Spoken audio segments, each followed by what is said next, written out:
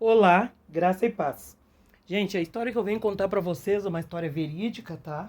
É uma situação horrível que aconteceu na minha família, aconteceu na minha casa quando eu ainda era criança. Foi na minha infância, de 6 para 7 anos. No ano de 1983, a minha mãe estava trabalhando numa casa onde já faziam 20 anos que ela estava lá. Essa casa, ela foi ainda antes de casar. Ela casou, ela estava lá, ela me teve, ela estava lá. E quando aconteceu essa situação horrível que eu vou contar para vocês agora, foi o fim da minha mãe então nessa casa. Eles foram para a praia, era final de ano, tempo de praia, foram para a praia e levaram as filhas. Uma das filhas namorava um rapaz. O rapaz era pobre e eles não aceitavam essa situação. Eles eram muito ricos, muito poderosos e tal. Então o que fizeram? Fugiram, levaram a filha para esconder a filha na praia. E o que aconteceu? Esse rapaz conhecia a casa de dentro para fora, de fora para dentro. Quando ele viu que não tinha ninguém, que tinham ido embora, então ele foi lá, quebrou uma vidraçaria, entrou na casa, foi no quarto da menina, subiu nessa cama, fez o número 2 em cima da cama, se limpou com um pano de prato, ele revirou a casa inteirinha. Era uma casa, gente, muito grande. Era uma casa muito grande, uma casa muito grandona mesmo. E aí, ele fez isso. A minha mãe, então, apenas 3 vezes por semana, na época de praia, não precisava ir todos os dias. A minha mãe sempre cozinhou para eles, forno e fogão, era uma cozinheira muito boa. Mas, nesse momento, não precisava ela ir todos os dias da semana. Então, ela ia 3 vezes por semana, apenas para dar água para a planta, apenas para tratar lá dos bichinhos, né? Então, era esse o trabalho da minha mãe. E quando um dia minha mãe chega lá e se depara com a situação. O vidro quebrado, a casa numa bagunça. Entra no quarto da menina, essa situação que eu contei para vocês. A minha mãe volta para trás, ela chamou uns vizinhos ali do lado, ela foi ligar para os donos da casa, para os patrões, e aí os vizinhos atenderam, socorreram a minha mãe ali e tal, ligaram. Já chamaram a polícia também.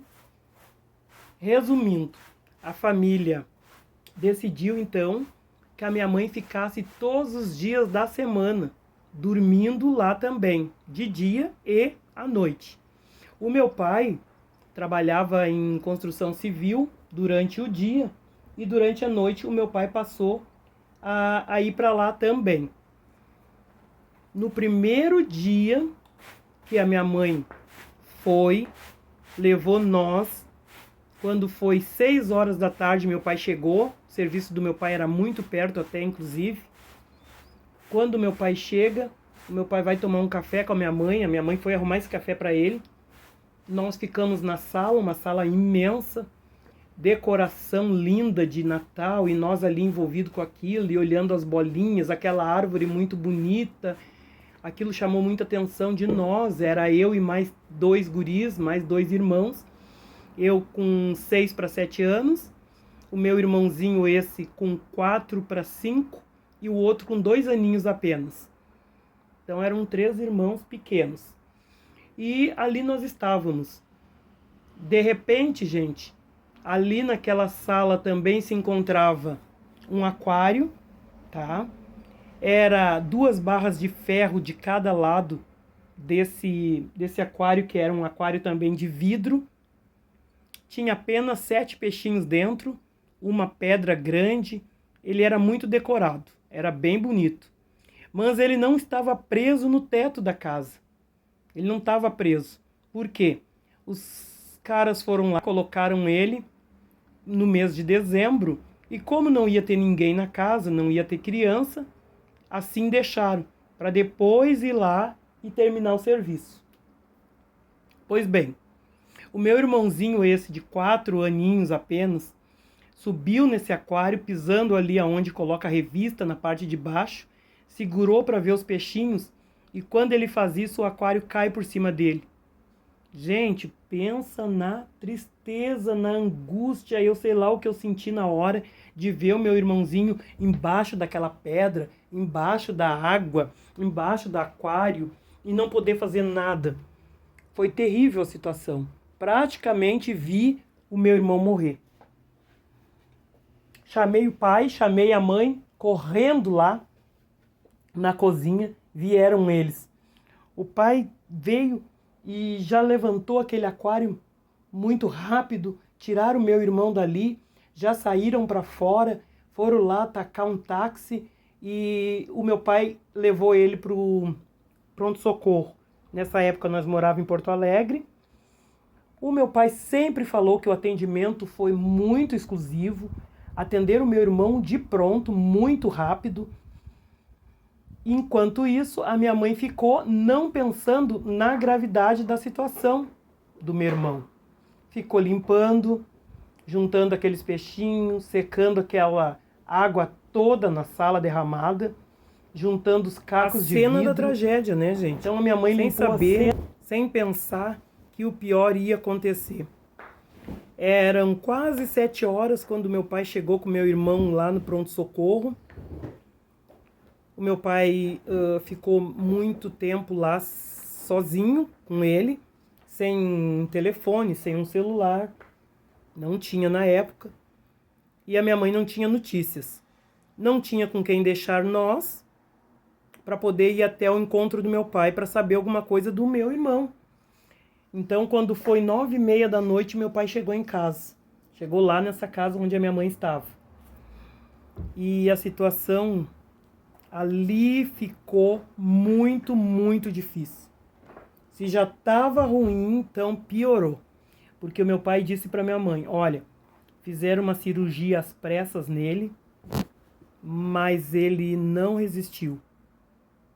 Ele não resistiu. Deu dilaceração de fígado, quebrou o crânio em 2 partes, na testinha e na lateral da cabecinha dele. Foi terrível a notícia do meu pai para minha mãe. Eu e meu irmãozinho de 2 anos sem entender o que estava acontecendo, por que minha mãe chorava tanto, porque o meu pai estava muito entristecido. Meu pai, gente, foi aquela pessoa coitado, que não chorava. Assim que ele reagia, né? Muito triste, muito abatido, porém não conseguia derramar uma lágrima. Ele sempre contou que não chorou nem na morte do pai dele, da mãe dele. Sempre guardou tudo muito para ele. Eu creio que isso sufoca uma pessoa, né? Mas cada um tem o seu jeito. E eu e meu irmãozinho não sabia o que estava acontecendo, não entendia o que estava acontecendo e por que o meu pai chegou. O meu irmão não veio junto e nós fomos dormir, por que o meu irmão não estava? E a gente queria saber, e aí eu comecei a perguntar para minha irmã, para minha mãe, comecei a perguntar para minha mãe, e a minha mãe no outro dia me contou a situação assim. A mãe teve um sonho com o Vandinho. O Vandinho não vem mais para casa. Agora ele vai morar no céu. E se ele for de verdade, tu vai chorar? A minha mãe perguntou para mim. E eu disse, não, mãe, não vou, porque lá no céu é bem alto, é bem longe. E ele vai para lá. Olha a inocência da criança. Tipo, ele vai estar bem, ele vai passear, sei lá, ele vai viajar e nós vamos ficar aqui. Eu entendi assim, dessa forma. E aí a minha mãe, sempre bem triste, bem abatida, daqui a pouco aparecem os patrões dela e começa aquela coisa de funerária e começa aquela coisa de correria para lá e para cá. E eles sempre juntos, sempre atentos, levavam meu pai, levavam minha mãe aonde precisasse.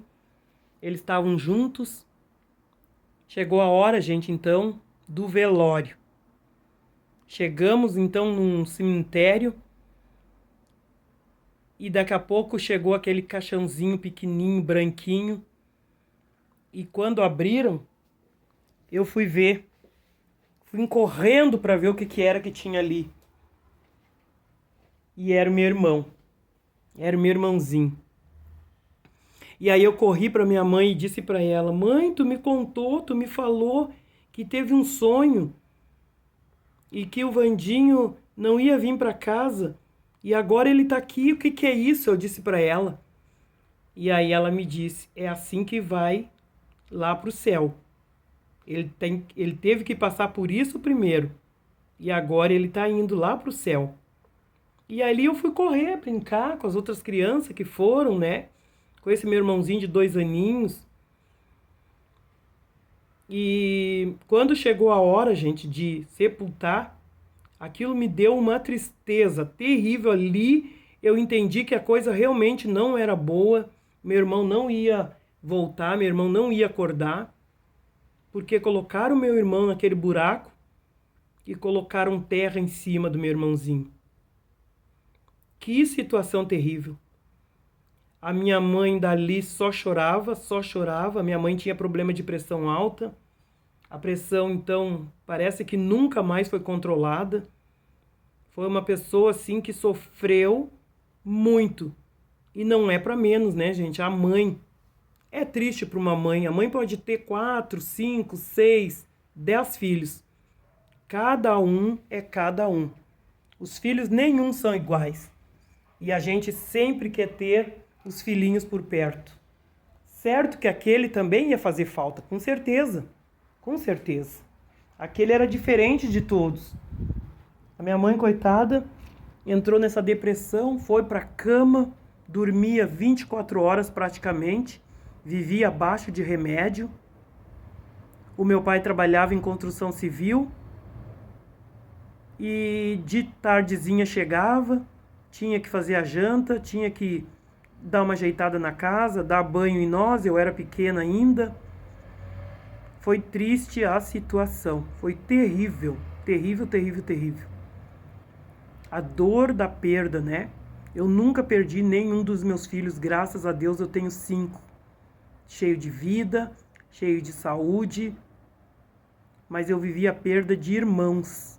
E não foi só um, mas vai ser uma história para outro dia, outro vídeo. Eu vou contar para vocês o que aconteceu. Mas a minha mãe, então, gente, durante alguns meses ficou daquela maneira, ficou daquele jeito. E meu pai sempre firme na fé, sempre confiando em Deus. Pedia oração na igreja. As pessoas iam lá em casa orar por ela. E daqui a pouco a minha mãe foi levantando. Graças a Deus a minha mãe foi saindo daquele quadro. Aquele quadro, né, terrível, terrível. Foi levantando, graças a Deus. E aí, gente, foi levantando. Mas um trauma. Lembra que eu disse lá no início que eu tinha 6 para 7 anos? A minha mãe não quis me colocar na escola. Era o primeiro ano. No outro ano eu estava fazendo 8 anos. A minha mãe também não me colocou na escola. No outro ano eu ia fazer 9 anos. Foi aí que a minha mãe se achou mais liberta daquilo. E foi lá e me matriculou. Ela achava que ia perder mais um filho, ela achava que os filhos tinham que estar no olho dela, ela tinha que cuidar. A minha mãe, durante esse tempo, não trabalhou mais, só meu pai trabalhava. A minha mãe levantou da cama, mas ela ficou com esse trauma terrível. A gente ia brincar com as criancinhas na volta ali da casa, daqui a pouco estava ela chamando, estava ela gritando, ela não tinha descanso. Minha mãe ficou muito, muito atormentada com isso. Que situação. E a gente se sentia, muitas vezes, sufocada até. Sufocada. Eu não entendia direito aquilo, eu não entendia o que era aquilo. E a minha mãe sempre chamando, a minha mãe sempre em cima. Fui para a escola com 9 anos. Primeiro ano. Eu sou uma mulher que não sou muito pequena. Eu sou uma mulher mais alta. E aí o que acontece? Eu com 9 anos, as outras crianças com 7, era motivo deles estarem rindo de mim. Diziam que eu tinha rodado, que eu era repetente e que eu estava no meio dos pequenininhos. Eles riam de mim. E eu recém tinha também entrado na escola. Tudo por conta dessa situação, gente. Então foi uma situação terrível assim que aconteceu na nossa família, que aconteceu na nossa casa. Perder uma criança de apenas 4 anos, 5 aninhos, não é fácil. Creio que de idade nenhuma, ninguém quer perder, né? A gente não quer perder, mas as coisas acontecem. A gente não tem um dia marcado lá na agenda, esse dia eu quero sofrer, esse dia eu quero derrota, esse dia eu quero morte na minha família. Não, não tem. Mas acontece. Acontece e só Deus para nos dar graça. Quando meu pai começou a levar pessoas para orarem pela minha mãe, pessoas para nos ajudar, então foi aonde ela começou a se levantar. Foi onde ela começou a vencer, aonde ela começou a dar volta por cima. A minha mãe me criou na igreja, nós éramos cristãos, já era cristãos já. Mas a dificuldade, a luta, quando ela vem para todos. E as pessoas, cada uma tem a sua reação. Para minha mãe foi terrível e eu creio que não é fácil para ninguém. Não é fácil.